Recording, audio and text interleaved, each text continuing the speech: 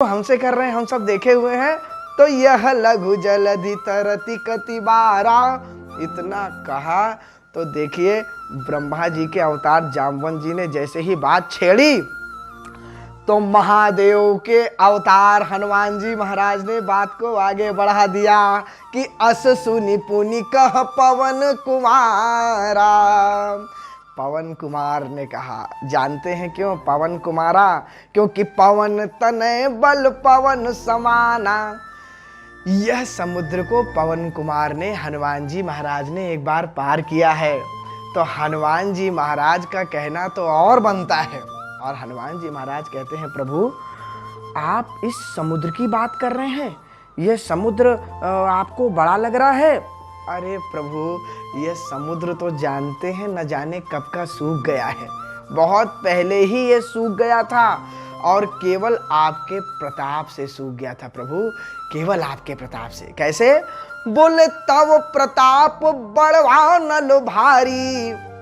प्रभु आपके प्रताप रूपी बड़वानल ने, देखिए बड़वानल के लिए व्याख्या आई है कि औरव मुनि के तेज को बड़वानल कहा गया है और उससे एक बार सारी सृष्टि का संहार होगा तो उस बड़वानल को सब जल जाएगा।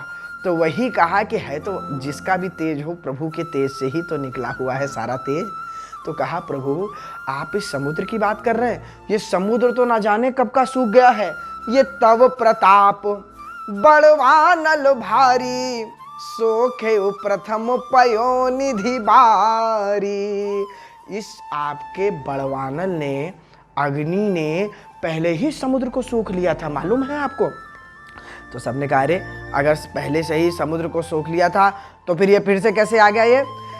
बोले प्रभु जैसे ही समुद्र सूखा ना तो जितनी भी आपके शत्रुओं की स्त्रियां हैं उन्होंने कहा कि अब तो गए, अब तो हमारे मांग का सिंदूर पूछा कोई नहीं बचा सकता, क्योंकि यही समुद्र तो बीच में आ रहा था हमारे पति देवों को बचाने में। अब ये समुद्र भी सूख गया, अब तो प्रभु के साथ सारी सेना आ ही जाएगी। तो सबने क्या किया? माताएं पहले ही भीरू होती हैं प्रभु, तो उनको ये पता पड़ा कि समुद्र सूख गया, सब लगी रोने, सब लगी आंसू बहाने। तो जैसे ही आंसू बहाने लग गई तो क्या हो गया? बोले तव रिपु नारी रुदन जल धारा। आपके शत्रुओं की स्त्रियों ने रो रो करके इतने टेसुए बहाए, इतने आंसू बहाए कि उन आंसुओं से धाराएं निकली और धारा से फिर से ये बन गया समुद्र। और प्रभु आपको सबूत चाहिए? आपको लगता है कि मैं गलत बोल रहा हूं तो फिर इसको टेस्ट करके देख लीजिए। आंसुओं का स्वाद खारा होता है ना, आंसू नमकीन होते हैं ना प्रभु, तो आप इसको भी टेस्ट करके देख लीजिए, ये भी नमकीन ही है, क्योंकि ये आंसुओं से, आपकी शत्रुओं की स्त्रियों के आंसुओं से बना हुआ है। तो देख लीजिए। तो तव रिपु नारी रुदन जल धारा, भरे बहोरी भयउ तेहि खारा। तो आपकी शत्रुओं की स्त्रियों ने अपने आंसू बहा बहा के फिर से इसको भर दिया और ये इसी कारण तो ये खारा हो गया है, वरना आपके बड़वानल ने तो कब का सूख लिया था। देखिए हनुमान जी महाराज ने यह बात संकेत में कोई बहुत मिथ्या भी नहीं कही है, संकेत में एक कथा भी बताई है। दरअसल एक बार प्रभु का युद्ध हो गया था और युद्ध के समय अग्निदेव का सिर कट के प्रभु के सुदर्शन चक्र से गिरा, पुराणों की कथाएं हैं। और जब गिरा तो वही समुद्र में गिरा, तो जो स्त्रियां थीं अग्निदेव की, सब स्वाहा जो उनकी स्त्री थी, वो खूब विलाप करी और उस विलाप के कारण एक बार समुद्र सूख चुका है। तो एक तो संकेत में वह कथा प्रभु को बताई कि प्रभु ऐसा ऐसा हुआ। और दूसरी बात आप इस पे बड़ा गौर करिए, चाहे जामवंत जी महाराज हो और चाहे हनुमान जी महाराज हो, दोस्तों सेवक को कैसा होना चाहिए हनुमान जी महाराज से देखिए। एक समय था कि प्रभु श्री राम ने स्वयं कहा था कि एक बात बताओ जानकी जी कैसी हैं? कहु तात के ही भांति जानकी, और रहती करती रक्षा स्वप्राण की। कैसी हैं? लेकिन हनुमान जी महाराज ने पूरी बात उस समय नहीं बताई। क्या कहा? बोली सीता कै अति विपति विशाला, और बिनहि कहे भली दीन दयाला। मत पूछिए, ना ही कहूँ तो बेहतर है प्रभु। कारण एक तो कि प्रभु यदि मैंने कह दिया तो ये जो वानर सेना है इसका विश्वास आपके ऊपर से उठ जाएगा कि जो अपनी पत्नी को ना बचा पाए, उसके संकट को ना हर पाए, तो वो हमारा संकट क्या हरेंगे, नंबर एक। और दूसरी बात है डीमोटिवेशन। हनुमान जी महाराज नहीं चाहते कि मेरे स्वामी कहीं ना कहीं उनके उत्साह, मैं व्यवहारिक बात कर रहा हूँ रामचरितमानस की, वैसे तो वो परम पिता परमात्मा है, लेकिन रामचरितमानस को व्यवहारिक दृष्टि से देखना परम आवश्यक है। तो हनुमान जी महाराज नहीं चाहते कि मेरे स्वामी कहीं से भी डीमोटिवेट हों। कार्य तो अभी प्रारंभ भी नहीं हुआ और मैं इतनी बात कह दूंगा तो कहीं हतोत्साहित ना हो जाए, दुखी ना हो जाए। ये उत्तम सेवक का धर्म है। और वहीं दूसरी तरफ एक और धर्म भी उत्तम सेवक का क्या है, देखिए जामवंत जी महाराज ने उत्साहवर्धन करना प्रारंभ किया प्रभु का। तो जब जामवंत जी महाराज ने उत्साहवर्धन प्रारंभ किया तो तुरंत हनुमान जी महाराज ने भी उस उत्साह को बढ़ाया, जिससे प्रभु को यह ना लगे कि जामवंत जी अकेले ही केवल चाटुकारिता कर रहे हैं। हनुमान जी ने उस बात की पुष्टि करते हुए कहा कि बिल्कुल सही कह रहे हैं प्रभु जामवंत जी महाराज, आपका प्रताप तो समुद्र को पहले ही सोख चुका है, इतना प्रताप है आप में। अरे यह बात वहां मोटिवेट करते हुए, उत्साह वर्धन करते हुए त्रिजटा तक ने माता जानकी से कही थी एक बार कि जानकी जी आप बिल्कुल दुखी मत होइए, आप दुखी मत होइए। भगवान के बाण में इतनी ताकत है कि वह 7 समुद्र एक बार में सोख सकते हैं।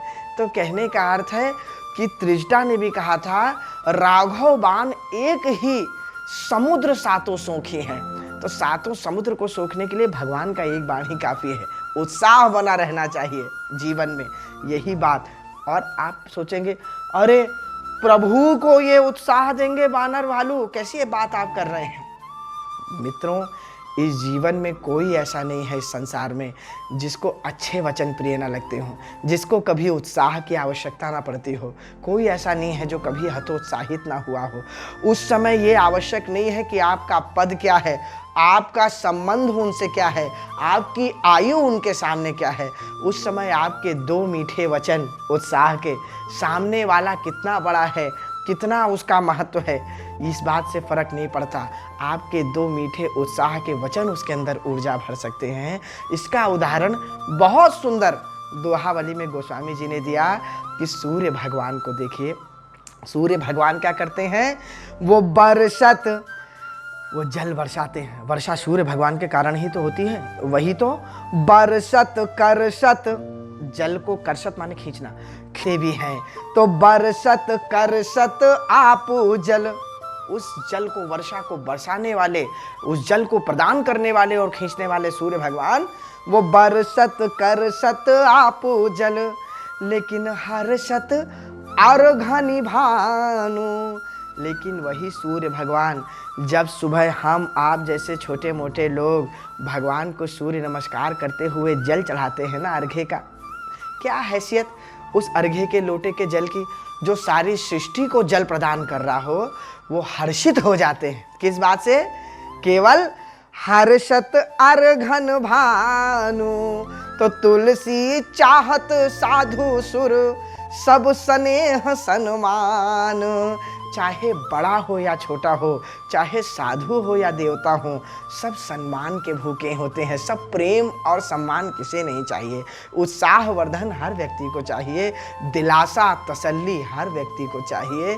तो कहने का अर्थ है, कह सुग्रीव सुनहु रघुवीरा, तजहु सोच मन आनहु धीरा। भगवान श्री राम को सुग्रीव जैसे बानर ने तक तसल्ली दी है। तो यहाँ इस दृश्य से यही समझ में आता है कि अपने मित्र का, अपने इष्ट का, अपने आदरणीय का ही क्यों ना हो, सबका अगर कोई कठिन समय है, उत्साहवर्धन में कमी मत करिए। बचने किम दरिद्रता। आज हनुमान जी महाराज इस बात को, इस सूक्ति को यथार्थ कर रहे हैं।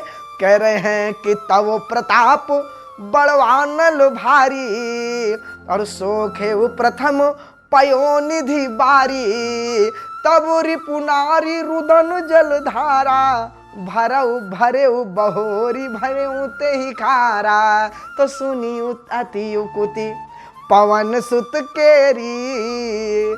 जैसे ही सबने सुना ये उक्ति हनुमान जी महाराज की, वाह प्रभु का इतना बड़ा प्रताप है, हम लोग बिल्कुल सही शरण में आए हैं। तो हर्षे कपि, अभी इतना बड़ा समुद्र बनाना है मित्रों, जब एक बार समुद्र लांघना था तो सबके पसीने आ गए थे। ध्यान दीजिए, हनुमान जी महाराज को जामवन जी महाराज ने उत्साह बढ़ा के राम काज लगी तब अवतारा कह के भेजा। अब तो उस समुद्र में पुल बनाना है, कितने बड़े कंस्ट्रक्शन की बात है, उत्साह की कितनी आवश्यकता है। हनुमान जी महाराज के वचनों ने मानो सारी वानर सेना में उत्साह भर दिया हो। तो सुनी अति उकुति पवन सुत केरी, हर्षे कपि और रघुपति तन हेरी। सब प्रसन्न हो गए, हर्षित हो गए। हुई काज मोहि हर्ष विषेखी, कहते हैं ना, well begun is half done. हर्षित हो गए, सब काम होगा, भगवान की तरफ देखने लग गए। तो जामवन जी महाराज ने इस बात को ध्यान में रखते हुए कि अब विलंब के ही काम, तुरंत जामवंत बोले दो भाई। जामवंत जी महाराज ने समय का ध्यान रखते हुए दोनों भाइयों को बुलाया। जामवंत बोले दो भाई और नल नील ही सब कथा सुनाई। देखिए, नल और नील को उनके बचपन की कथा जामवंत जी महाराज ने याद दिलाई।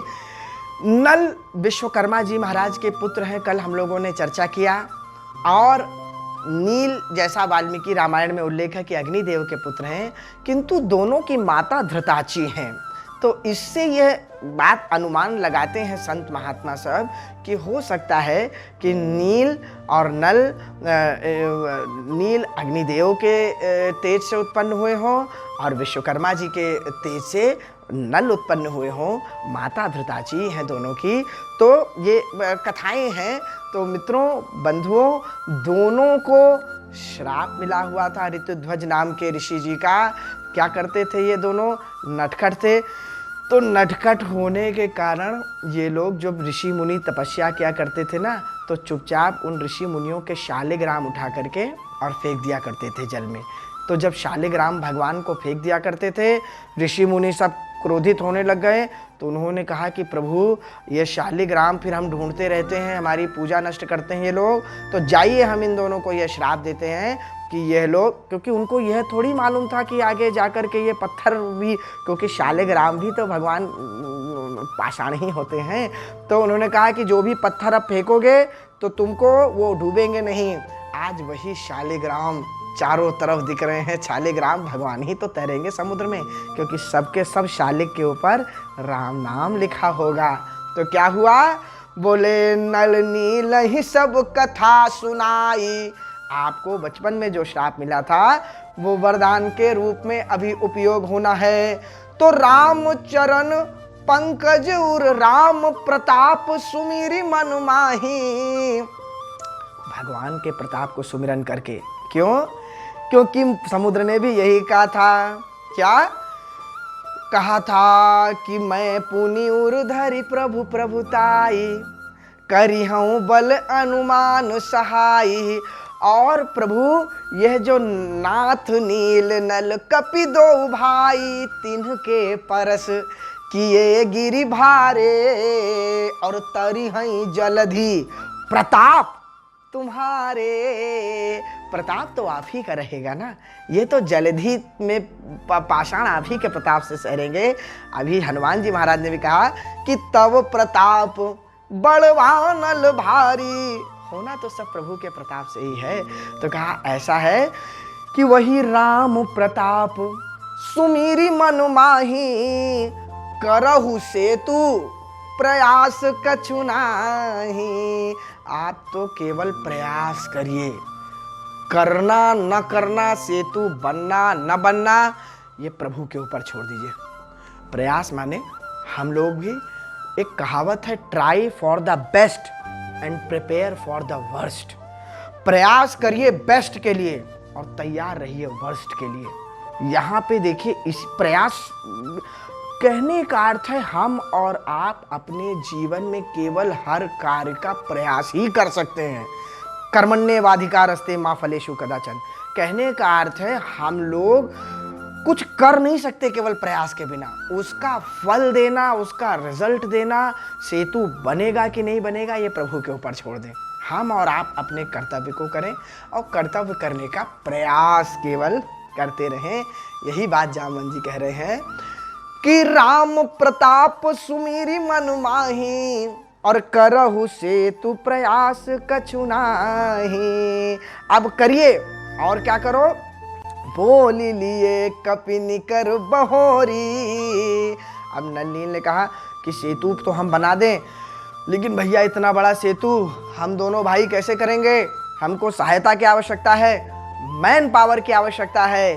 तो बोल लिए कपिन कर बहोरी। सारे बानरों को बुलाया और बानरों को बुला कहते हैं, हे बानरों, अब थोड़ा आप लोग सुनहु सकल बिनती कछु मोरी। सब लोग मेरा विनम्र निवेदन सुनिए।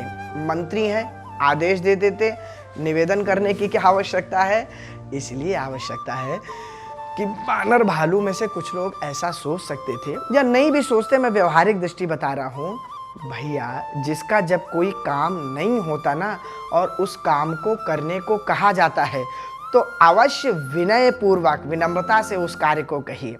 मान लीजिए ड्राइवर का काम गाड़ी चलाना है, तो गाड़ी चलाते समय तो आप कह सकते हैं ठीक से चलाओ, इधर मत देखो उधर मत देखो, ऐसे चलाओ। लेकिन ड्राइवर से यदि आपको कभी आपातकाल में भोजन बनवाना पड़ जाए तो आप उसको फटकार के नहीं कह सकते चलो भोजन बनाओ।